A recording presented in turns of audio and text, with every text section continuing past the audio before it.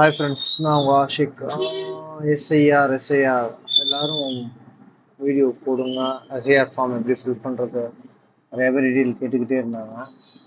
But ஆனால் position சரியான data தெரியாமல் நம்ம டீட்டெயில்ஸ்க்கு இருக்க முடியாது. ஸோ இப்போ அஃபீஷியல்கிட்ட இருந்து அன்அஃபீஷியலாக 2-3 டீட்டெயில் நமக்கு கிடச்சிருக்கு. ஸோ அதை பேஸ் பண்ணி இந்த வீடியோ நம்ம ப்ரொடியூஸ் பண்ணிடுவோம். ஸோ இப்போ எஸ்ஐஆர் ஃபார்மில் என்ன இப்போ ஒரு பிரச்சனை என்னன்னா, இந்த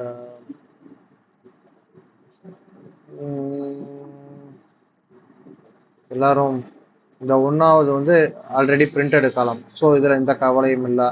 ரெண்டாவதும் பிரிண்டடு. அதில் நீங்கள் ஒன்றாவது காலத்தில் ஒரு ஃபோட்டோ மட்டும் விட்டணும். ரெண்டாவது காலத்தில் கேள்வி இருக்கும். மூணாவது காலம் நம்ம எல்லாரும் ஈஸியாக அப்லோட் பண்ணலாம்.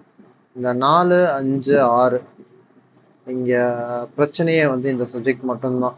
4, 5, 6ங்கிறது தெரியல. இன்னொன்று இதை 7ஆவதாக கூட மாற்றிக்கலாம். இந்த 7 இங்கே போடணும்.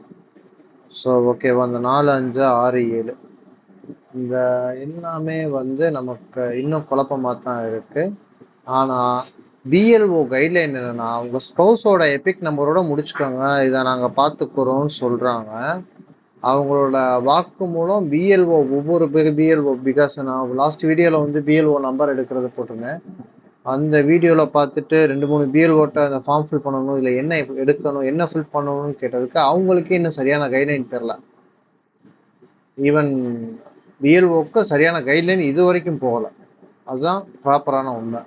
அவங்க என்ன சொல்கிறாங்க, இது வரைக்கும் நீங்கள் ஃபில் பண்ணால் போதும், இந்த 4, 5, 6, 7 இந்த கண்டென்ட்டை நீங்கள் டிஸ்டர்ப் பண்ணாதீங்க அப்படின்ற மாதிரி சொல்கிறாங்க. அடுத்த சேம் பார்ட் ஒரே ஒரு பிஎல்ஓ மட்டும் நீங்கள் ரைட் சைடு ஃபுல்லாகவே உங்களோட ஃபாதர் நேம் டீட்டெயிலே எழுதுங்க அப்படின்ற மாதிரி சொன்னாங்க. எனக்கு அதில் உடன்பாடு இல்லை. ஆக்சுவலாக ஒரு 60 வயசு பாட்டியம்மா அதை 2-3 நிறைய கேள்வி அரைஸ் பண்ணி வச்சுருக்கேன். அதையும் உங்களுக்கு ஷோ பண்ணுறேன்.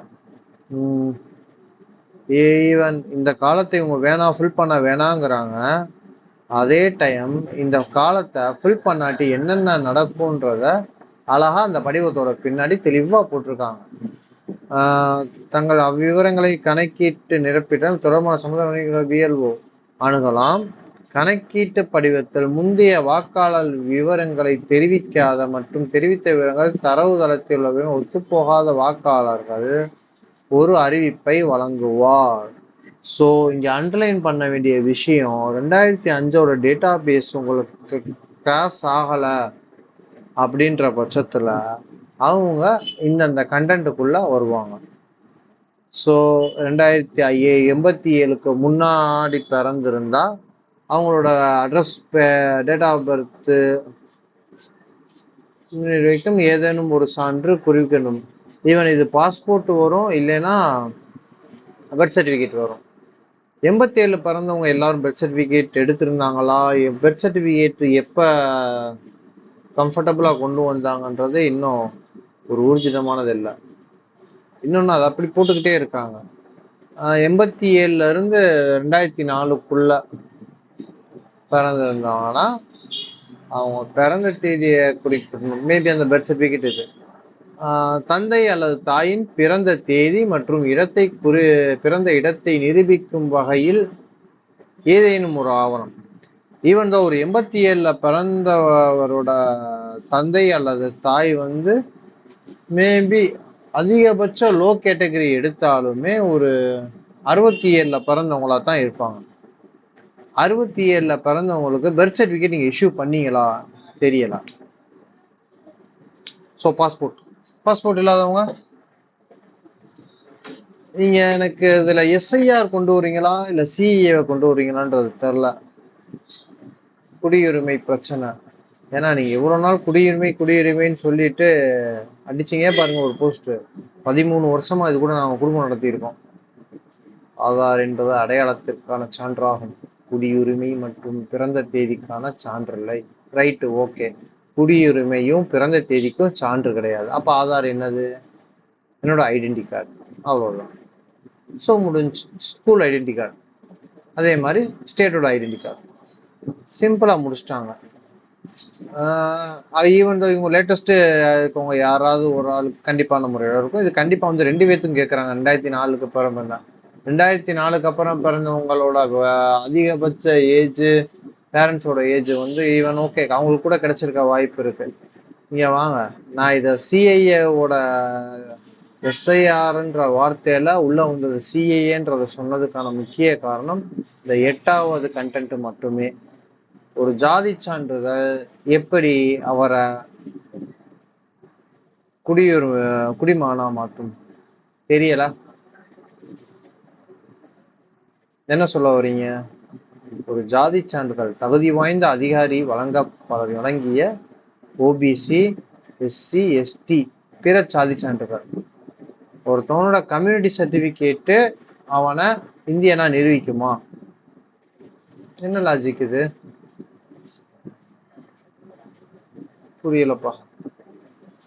இது அப்படியே இருக்கட்டும். இதுதான் பிரச்சனை. பிஎல்ஓ தெளிவா சொல்லுங்க. இந்த 4, 5, 6 காலம் நிரப்பப்பட வேண்டியதா நிரப்பப்பட வேண்டியதா?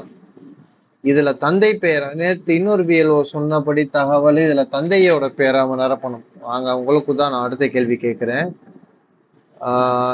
ஈவன் 4th காலத்தையும் இங்க சேர்த்துக்குவோம். ஓகே, இப்போ சப்ஜெக்ட், இப்போ ஒரு வாக்காளர், ஒரு பிரதிநிதி 4, 5 என்ன இருப்போம்? தந்தை பெயரா துணைவர் பெயரா? ஓகே, தந்தை தான் நிரப்பணும்னு நீங்க முடிவு பண்ணீங்கன்னா 2005க்கு முன்னாடி பேரண்ட்ஸ் நிறைய பேர் இங்க இருக்காங்க. அவங்க யார் பேர் எழுதணும்? அவங்க 2005ல அவங்க பேரண்ட்ஸ் ஓட்டு போட்டிருக்க மாட்டாங்க பாஸ். ஏலோ சார், அதான் தெளிவா சொல்லுங்க. 2005ல அவங்க ஓட்டு போட்டிருக்க மாட்டாங்க. அப்படிங்கும்போது அவங்க யாரோட டீட்டெயில் ஃபில் பண்ணணும்? நம்பர் 1. அடுத்து நீங்க துணைவர்னு சொன்னீங்கன்னா 2005ல வாக்களிக்காத துணைவரை கொண்டவர்கள் என்ன செய்ய வேண்டும்? ஈவன் தான் அந்த பொண்ணு ஒரு 92ல பிறந்திருக்கலாம். 2010ல அவங்க மேரேஜ்க்கு அப்புறம் தான் ஓட்டர் ஐடியை எடுத்திருப்பாங்க. நடக்கும், வாய்ப்பு இருக்கு. எல்லாருமே மேரேஜோட ஓட்டர் ஐடி இருக்கா, முன்னாடி ஓட்டர் ஐடி இருக்காங்கன்னு ஊர்ஜிதம் சொல்ல முடியாது. மேரேஜுக்கு அப்புறம் ஓட்டர் ஐடி எடுத்தவங்க கணவர் பேர் தான் ஃபர்ஸ்ட் மேல மென்ஷன் ஆயிருக்கும். அப்படிங்கிற பட்சத்தில் அவங்க கணவரை சூஸ் பண்றாங்கன்னு வைங்க. இப்போ அந்த ஹஸ்பண்ட் 90ல பிறந்திருந்தாங்க அப்படின்னா அவர் 2005ல ஓட்டு போட்டிருக்க மாட்டார். ஸோ இந்த இடத்துல யாரை ஃபில் பண்ணணும்?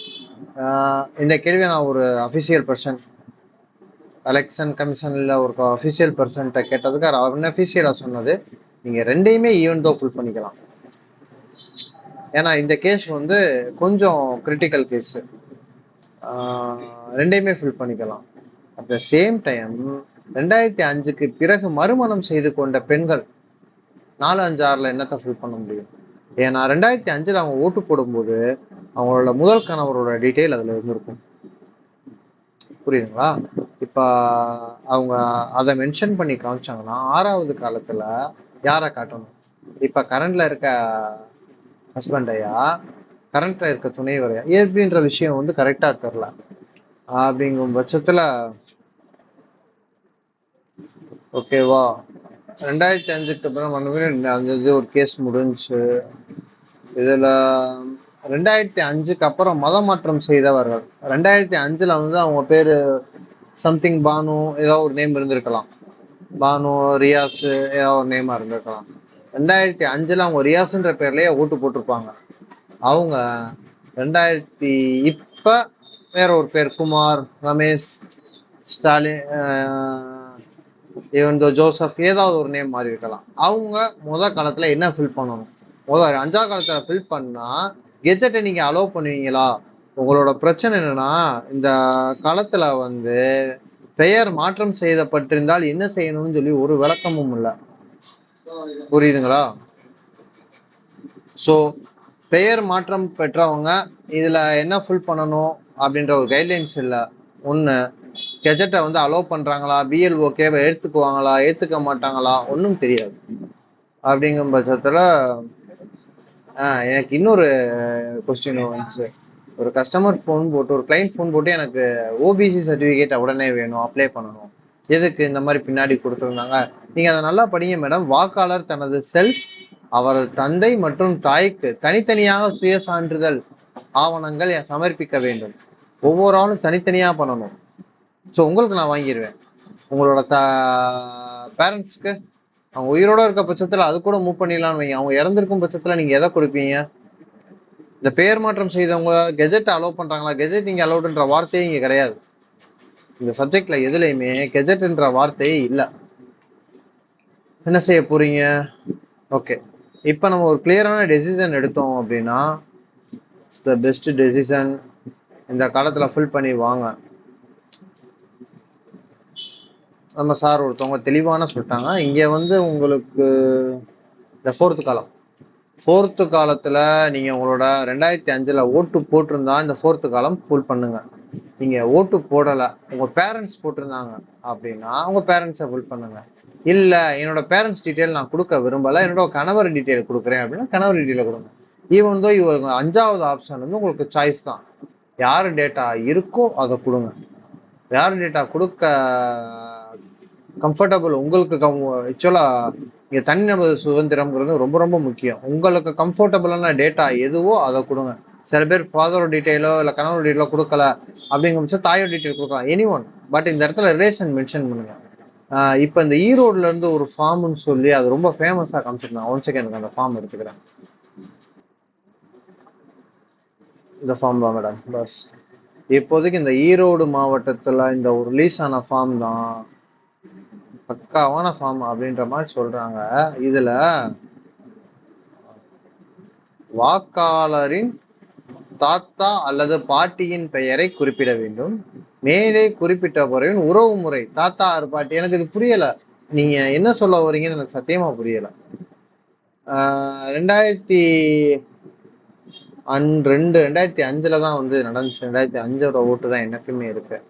அப்படிங்கிறப்ப 4ஆம் பாகத்துல இந்த உறவு முறையில தாத்தா பாட்டி போட்டோம் அப்படின்னா இவரோட ரிலேஷன்ஷிப் தானே இங்க வரும், இந்த பார்ட்டியோட ரிலேஷன்ஷிப் தான் இங்க வரும்ன்ற பட்சத்துல இது எப்படி தாத்தா பாட்டின்ற மாதிரி மென்ஷன் பண்ணுவீங்க?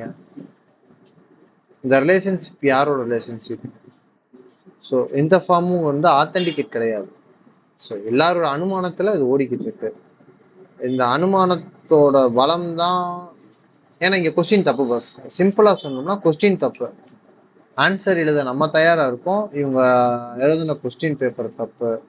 ஓகே, அதுக்கேற்ற மாதிரி நம்ம டிராவல் பண்ணோம்னா இதுல உங்க டேட்டா எது வேணாலும் எழுதிக்கங்க. எஸ்ஏஆர் பார்ட் நம்ம ஏற்கனவே 2 வீடியோ போட்டிருக்கேன். அதுல உங்க பிஎல்ஓ எப்படி கண்டுபிடிக்கிறது, இந்த ஃபார்ம் கிடைக்கிறதுக்கு அந்த பிஎல்ஓ கண்டுபிடிச்சிங்கன்னா ஃபார்ம் எடுத்துடலாம். இந்த டீட்டெயில் எடுக்கிறதுக்கு என்ன ஸ்டேஜ்ன்றத சொல்லியாச்சு. ஓகேவா? இவ்வளவுதான் இப்போ வரைக்கும் வந்து எனக்கு வந்த கிரிட்டிக்கலான கேசஸ், கிரிட்டிக்கல் சுச்சுவேஷனுக்கு ஆன்சர் மேக்சிமம் பண்ணிட்டேன்னு நினைக்கிறேன். இன்னொரு வந்துச்சு, வெளி மாநிலத்துல இருந்து கல்யாணம் பண்ணி தமிழ்நாட்டுக்கு வந்தவங்க, அவங்களோட ஈவன் தான் அவங்க அப்பாவோட டீட்டெயில் தான் எழுதணும். ஆனா அவங்க கணவரோட டீட்டெயில் எழுதணும். அவங்க கணவர் 2005ல ஓட்டு போடாதவரா இருக்கும் பட்சத்துல வேற வழியே கிடையாது, உங்க கணவரோட டீட்டெயில் தான் எழுதணும். கன்ஃபார்ம். சாரி, அவங்க அப்பாவோட டீட்டெயில் தான் எழுதணும். அதுல எந்த மாற்றமும் கிடையாது. வெளி மாநிலத்திலிருந்து இங்க கல்யாணம் பண்ணிட்டு வந்தவங்களுக்கு இதுதான் டேட்டாபேஸ். ஓகே, நிறைய பேரோட கேள்வி ஆன்லைன்ல எஸ்ஐஆர் ஃபார்மை ஃபில் பண்ணலாமா? பண்ணலாம், பிரச்சனை கிடையாது. உங்களோட ஓட்டர் ஐடியில் கொடுத்த ஃபோன் நம்பர், ஆதாரில் இருக்க பேர், ஓட்டர் ஐடியில் இருக்க பேர் எல்லாமே ஈக்குவலாக இருக்க பட்சத்தில் நீங்கள் ஆன்லைனில் பண்ணலாம். அதே டைம் நீங்கள் பண்ணதுக்கான அக்னாலஜ்மெண்ட் எதுவுமே வரல, சப்மிட்டட் சக்ஸஸ்ஃபுல் மெசேஜ் மட்டும் தான் வருது.